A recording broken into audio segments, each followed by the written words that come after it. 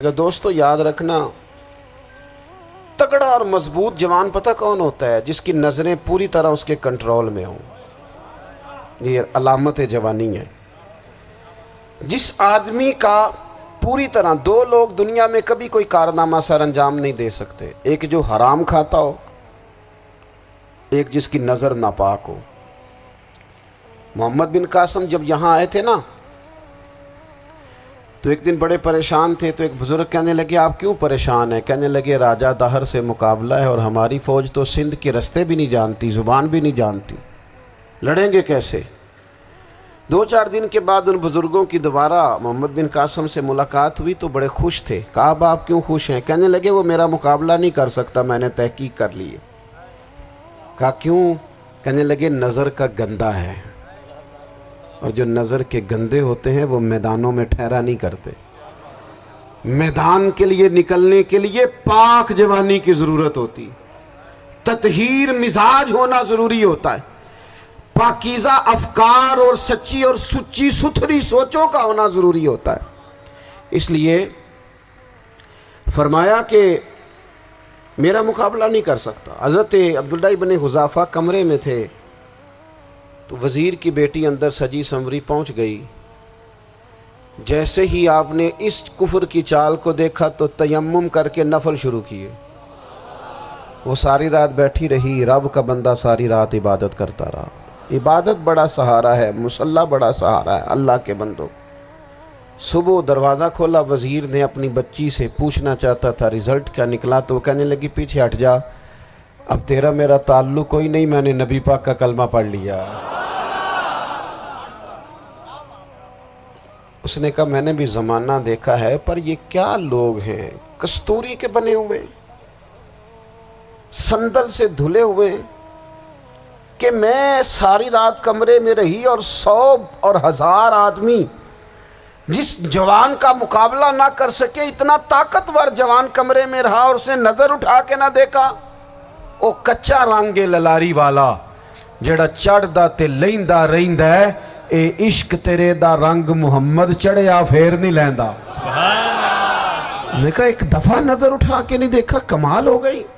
اتنے بڑے لوگ، اتنی بڑی سعادت مندی، فیروز بختی، معاملہ فہمی حد ہو گئی۔ اللہ اکبر۔ دوستو بادشاہ جب پوری طرح ہار گیا نا، اس نے کہا مار دو۔ تیل گرم کیا ایک کڑاہی میں، اور جب آپ کو اس میں ڈالنے لگے تو آپ کی آنکھوں میں آنسو آ گئے۔ بادشاہ کا خیال ہوا شاید نرم ہو گئے ہیں، کہنے لگا روئے کیوں؟ فرمانے لگے سوچتا ہوں جان ہی ایک ہے، کتنا مزہ ہے اس کی راہ میں جان دینے کا، کتنی لذت ہے اس کے نام پر مرنے میں، کتنا لطف ہے۔ جے تو چڑھیا اتے دار بھی نہیں، تے جے تو وکیا عشق بازار بھی نہیں، تے ایڈا سستا سودا پیار بھی نہیں، تے ایڈا سستا لبدا یار بھی نہیں۔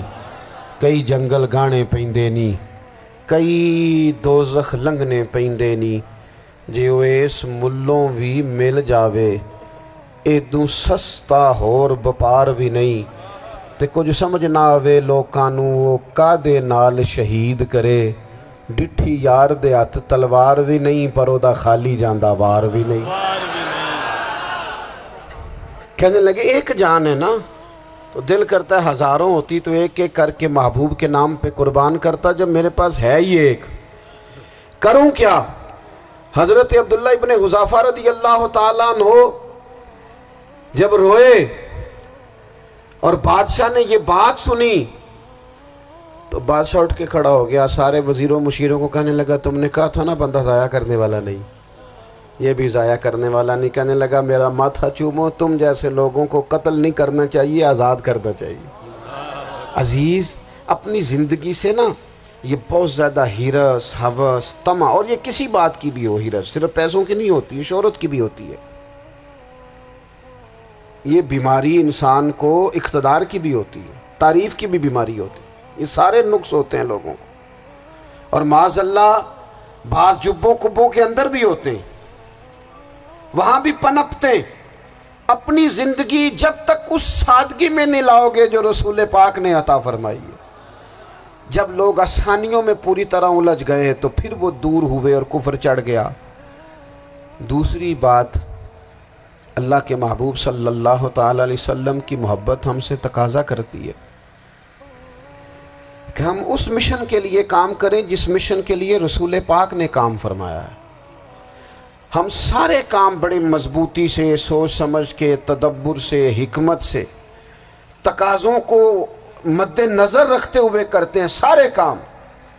دین کے کام میں ہمارا مزاج نہیں ہوتا، او ہو جائے گا جی، آپ بسم اللہ پڑھیں جی، شروع کریں جی۔ آپ تقاضوں کو سمجھیں، چیزوں کو دبائیں نہیں، چیزوں پر غور کریں۔ کسی کے ذہن کی سطح پر سوال ابھرتا ہے، اس کا تسلی بخش جواب دیں۔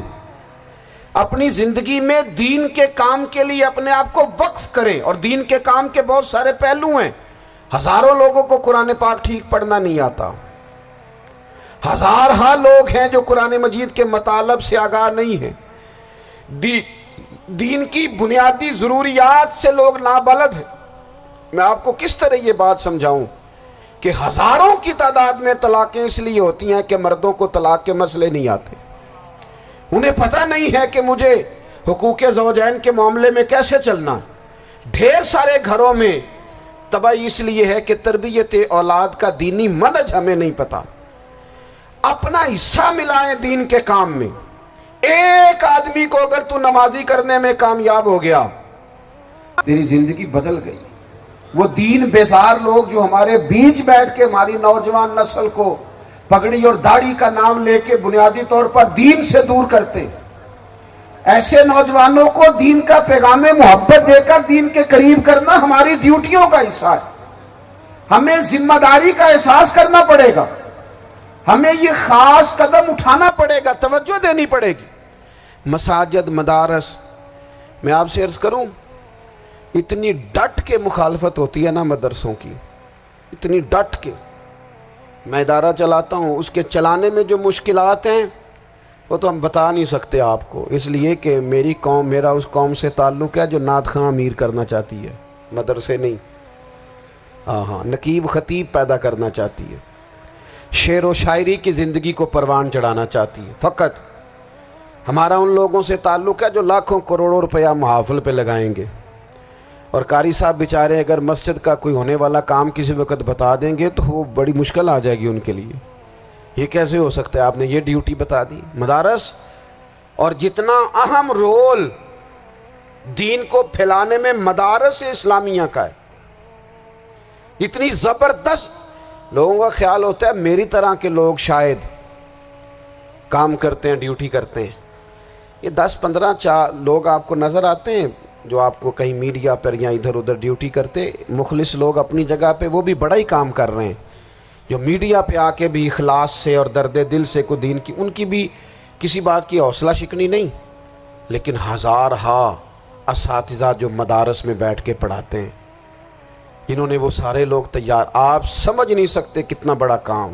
حفظ کا استاد جو ہوتا ہے نا، اس کی ڈیوٹی 24 گھنٹے ہوتی ہے، فجر سے پہلے، اور اس نے بچوں کو اٹھانا۔ تنخواہ تو ہم انہیں دینا نہیں نہ چاہتے جی، تنخواہ نہیں دے دی انہوں نے، ہمیں مولوی امیر نہ ہو جانا۔ مولوی نو تے سوٹ بھی 27ویں والی رات دے ہے تاکہ کدھر سوان کے عید والے دن پا نہ لوے، چونکہ 27ویں تو بعد تے درزی پھڑتا ہی کوئی نہیں، کیوں حضرت؟ ایسے ہی ہے نا، اس وقت تو نہیں نہ لیتا۔ تو ہم چاہتے ہیں مولوی ہماری مرضی کے ہماری طرح کا سوٹ نہ پہن لے۔ مدارس کی مضبوطی، آپ یہ دیکھ لیں، یہ صلاح الدین ایوبی کا تعلق بھلا کس چیز سے تھا؟